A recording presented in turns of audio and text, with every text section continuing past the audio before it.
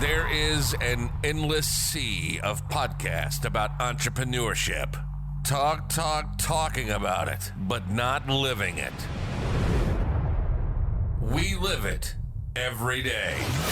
This is Inside the Wolf's Den, an entrepreneurial journey with Shawn and Joni Wolfswinkle, talking about real estate investing, but also encompassing general subjects in regards to owning small to medium-sized businesses. And of course, all the struggles that business owners must overcome to be successful. This is Inside the Wolf's Den. And this is Shawn and Joni Wolfswinkle.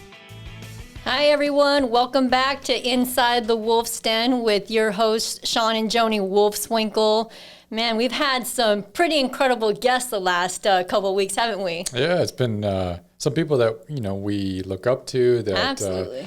Are kings and mentors to a lot of people. I was going to say kings in the industry, but not kings to people. They're the kings.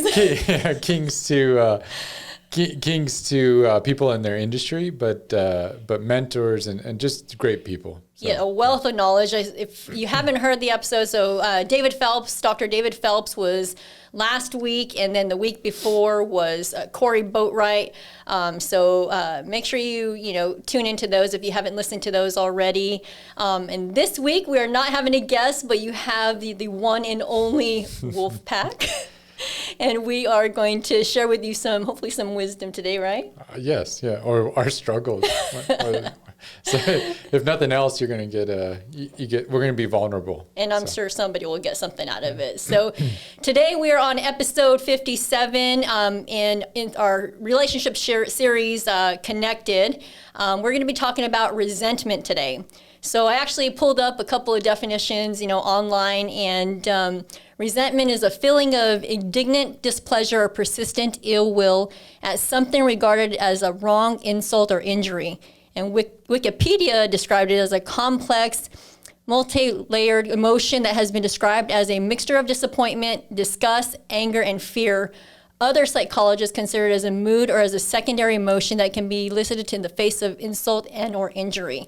So this applies to any relationship, business partner, family, friend, etc. Resentment can really do a lot of damage, right? And we want you to kind of know the signs of resentment and kind of how to cope with them. So I know, Shawn, this is something that you've kind of struggled with in the past. And if you'd like to share with us, how you've been able to cope with it.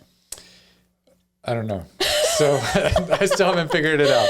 No, but... Great answer. Yeah, and thanks for pointing out all my flaws. And let's just put the spotlight on me. We all go through it, but this is something that we talked about that you yes. So yes, I struggle with resentment.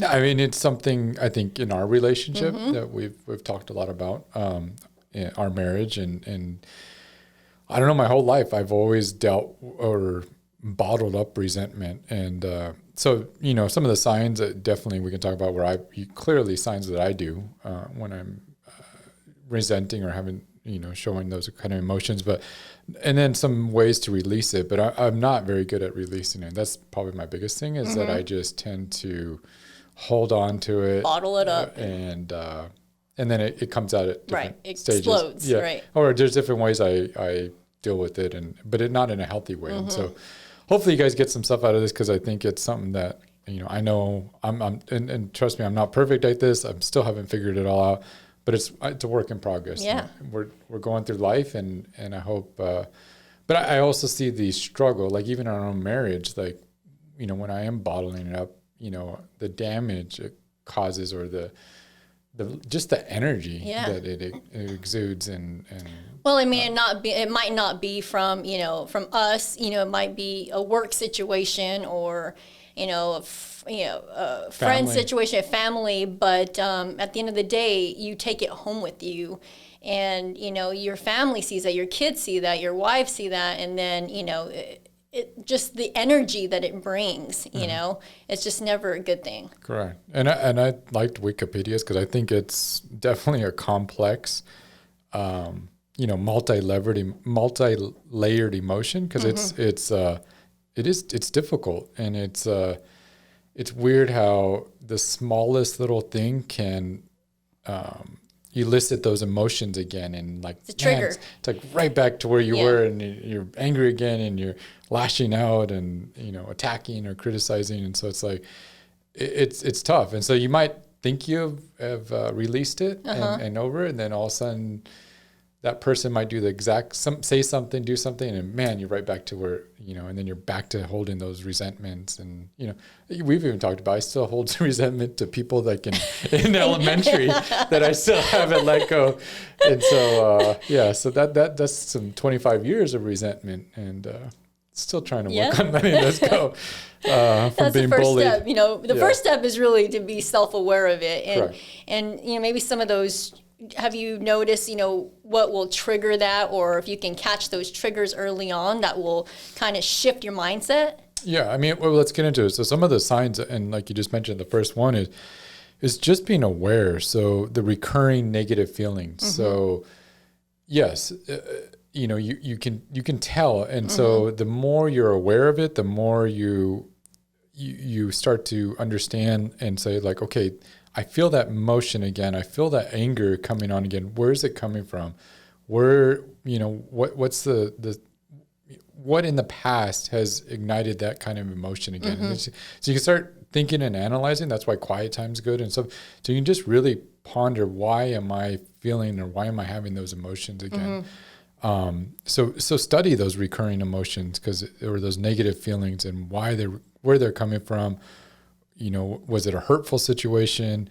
Like the ones in elementary, going back to that far. I mean, those are being bullied and, being invited to parties just to be the one that, people make fun of you of, and you to be the laughing, and those hurt. It scars you. Yeah. And so like those scars are still there. And so, anytime you're attacked or those feelings again, it's like you go back to those emotions. You got to learn to understand it and deal with it, counseling, but understand, and walk yourself why those, and then learn how to control those emotions.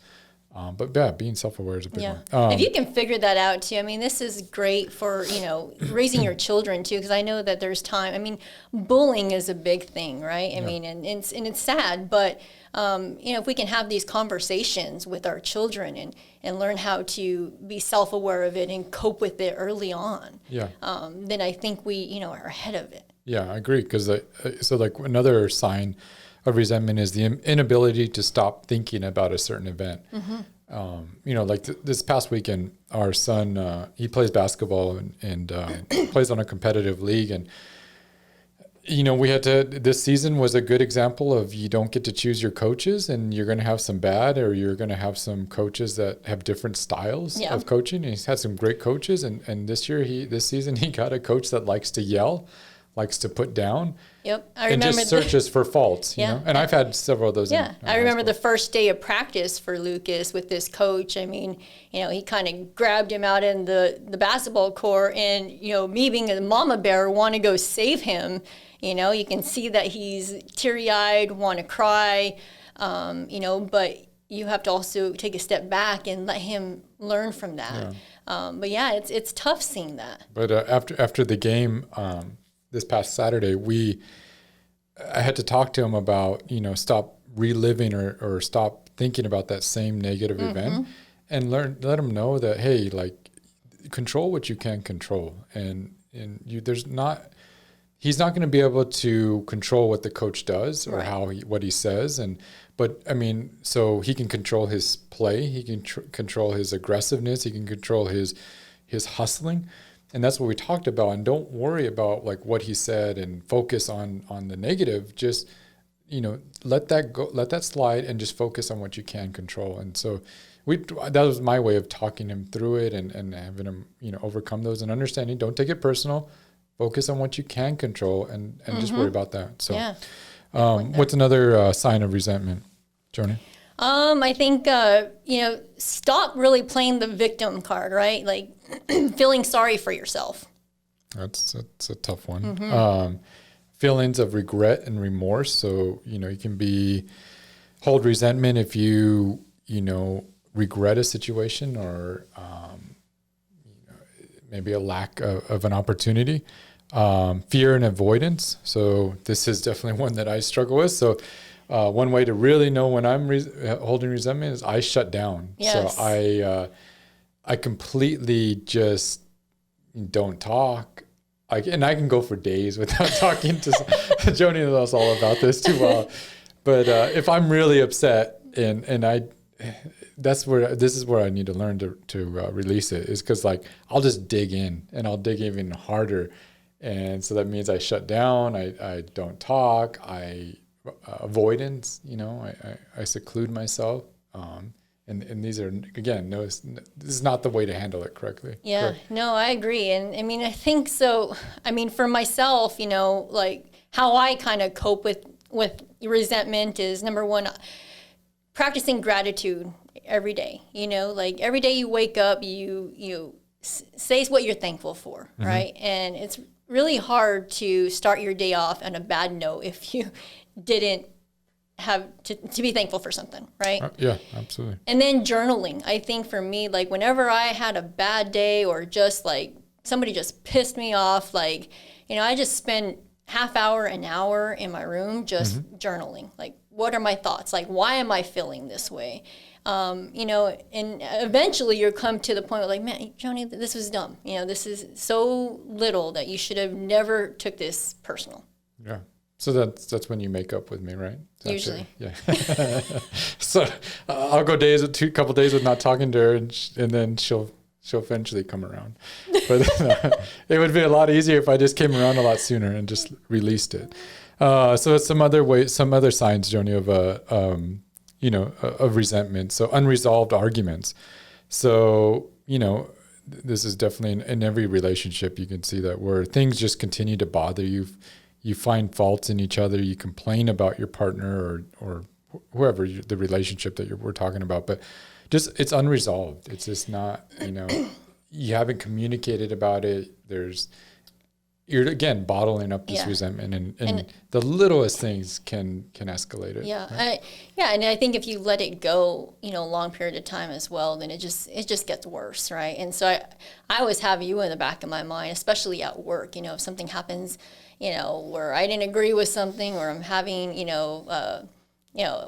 rough conversation with somebody, you're like, just handle it. Like, confront them and talk about it. They maybe not be thinking the same thing, right? Get it all out and move on. I'm a big, and just like squash it right away. Just mm-hmm. squash it. And don't squash it through a Teams message or a Slack message or a text message or if they're, if they're too far away, then a phone call is a lot better. But even phone calls, you can't. Where did we just learn about that? Maybe it was in the sermon. But 90% of communication is like body language. Oh, it's in our class for our HR class, I think. Yeah, our mm-hmm. HR class. 90% of communication is body language and tone. And so, which is amazing. I tell this to Joni all the time, because if she's mad at you, it can be sharp. It can be sharp so I'm like, Joni, your tone, like what you're saying isn't bad, but man, your tone is just like it's cutting. I want to make sure they get it. But so I mean, no, I agree so the best thing is like rather than those unresolved arguments, is just squash it right away and just have that one face-on-face, one-on-one conversation right away. Yeah. And if in person is a lot better, because then you can pick up on that body language and tone. Mm-hmm. And then we talked, another sign is just criticism or attacking. Mm-hmm. And you see that a lot where people that are upset, resent a situation, just constantly attack. Put somebody else down just because they're not happy in their situation. And one thing I know I do too is not only do I shut down and avoid, but then I'm also super sensitive to faults. And I just, like with pointing the finger. With you, I nitpick every little thing when I'm, and it's where majority of the time I would have probably just let it go. But when I'm resentful, then I'm nitpicking mm-hmm. everything. So what are some ways to release that resentment? So you speak to this, since I'm not very good at it. Yeah, so I think we talked about it a little bit. So the journaling, I think, practicing gratitude, whether it's spending some quiet time just, thinking. And also working out. For me, like fitness, whenever, like I'll just go outside and, go for a run or do something, that can re-energize myself and get me thinking positive. Yeah, I agree. And, one thing that I've had to personally do is just acknowledge the resentment, and even if, and this is the struggle for me. So, 99% of the time I don't feel I'm wrong, but whether I'm that's the truth. But wrong. Yeah, but I'm already wrong in that statement. But I got to acknowledge that, because there's times I'm like, man, I know I'm not wrong in this situation, and so that's where the resentment is even, and that's me approaching it wrong, with the wrong stance. I got to look and acknowledge my participation in this. I got to acknowledge myself, rather than pointing fingers or developing anger because I think I'm not wrong, whatever, but I need to start with me, and it's hard and I'm not good at it. So, but I need to start looking at, hey, what role did I play in this?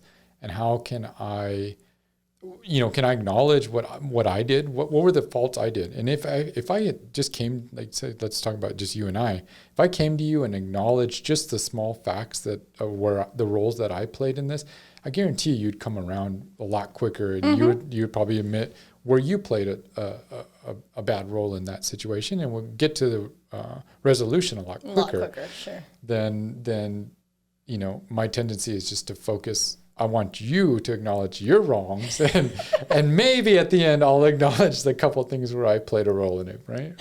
That's usually how it goes. Yeah. So, but hey, the first sign is being self-aware. Correct. Right, and we all have things to work on. And it's hard, and I know we're speaking. I mean, there could be some very devastating things that happen. It's hard to and let people go. that are going through a lot sure. more than just an argument or a fight, and I get that. But I think in any situation, you still, no matter how severe is, you need to acknowledge your role and control what you can control. And I've always been, since really young, that's been my motto, is just control what I can control. Because there's a lot of, and this helped me deal with worry in life and stress, because there's so many things that are just out of your control. Right. And so you just focus on what you can control and do that, and the rest don't will worry take about care the of rest. Yeah. Absolutely. And then, and this is hard depending on the situation, but understand that in most cases, or take the mindset that not that this is happening to me, but this happened for me. So it's just open your eyes that, hey, I'm going through this for a certain situation. And what can I gain? That's a good point there, because I think, like, oftentimes we don't think about that. Like, what can you learn from this situation, right? Like, yeah, it was a crappy situation all the way around, like, getting sued or whatever it is, right? But at the end of the day, like, you can say, you know what, this happened to me for a reason. Like, what can I do next time, better, so it doesn't happen again?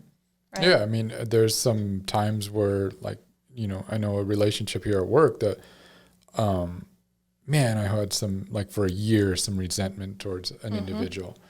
And again, there were, when you start looking at it, like, why am I going through this? Why is this happening to me? Why is he doing this to us? It's just adding that resentment. And if you're replaying everything, but if you look at it, why is this happening for me? And what can I learn from this? And it took a while. It took us a whole year, but to get to release that resentment. And that's going to take time. So that's another example, guys. It's going to take a while to get through this. But when we start looking at it, we're like, hey, what can we learn? How can we strengthen our organization? How can we improve on this? How can we improve on our HR department to better this? How can, and you'll find when you do that, like, one little thing, the next thing, it's going to be easier. It's going to get easier and easier to overcome that. Right. So release anything that you have power over. I'm sorry. So understand what you have power over, what you can control, and then everything else you just need to release. So let it go, regardless of how that person's reacting or what they're doing, just learn to control what you can control and release the rest. Right. And maybe write it down, like you said, journaling. And then I think journaling, you just get to see it, right? I get to see it, and I get to, I'll read through it 3 or 4 times and be like, why am I feeling this way? Like, what's making it so bad? What can I do to change this? And finally, it'll hit me after reading it several times after I write it. That you were wrong. You finally realized. Or right.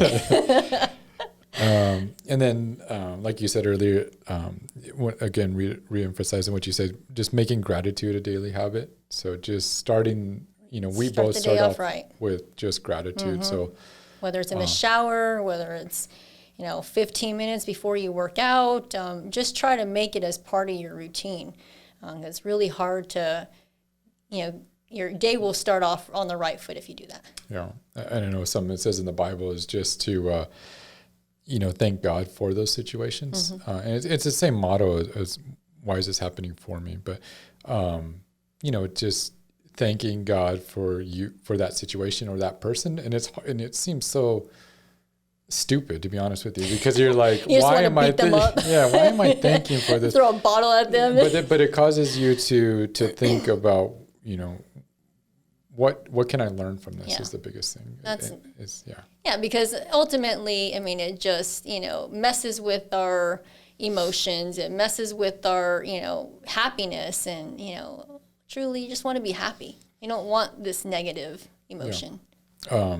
And I think something, I wrote down a note that, since I'm the only one who deals with resentment, I guess, in our relationship. But I honestly, I'm a lot better at it now. But I did in my past. I had, a history of my father abusing my mother, and the addiction with my brother and my father. I had that resentment, but I finally had to come to peace with it because I was so unhappily miserable, in my day to day, and it just there was no way to live like that. And how long did it that?